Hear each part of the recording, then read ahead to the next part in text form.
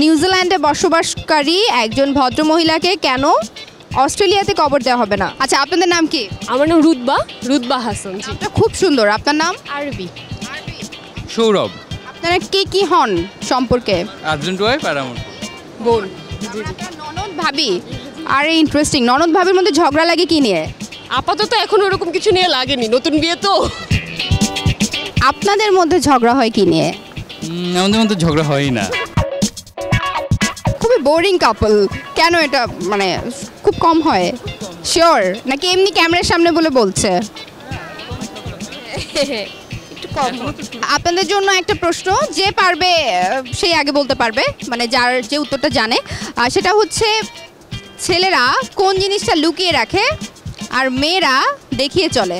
প্রয়োজনীয়, নিত্য প্রয়োজনীয় একটা জিনিস, প্রতিদিন এটা ছাড়া আপনি বাসা থেকে বের হতে পারবেন না। Money bag. আপনার উত্তরটি ভুল হয়নি, সঠিক। কংগ্রেচুলেশনস। আরেকটা কোয়েশ্চেন করি আপনাদেরকে। এমন একটা জিনিস যেটা যখন গাছে থাকে তখন হয়ে যায় ফল, কিন্তু ওই জিনিসটা আবার সঙ্গীত, মিউজিকের সাথে রিলেটেড।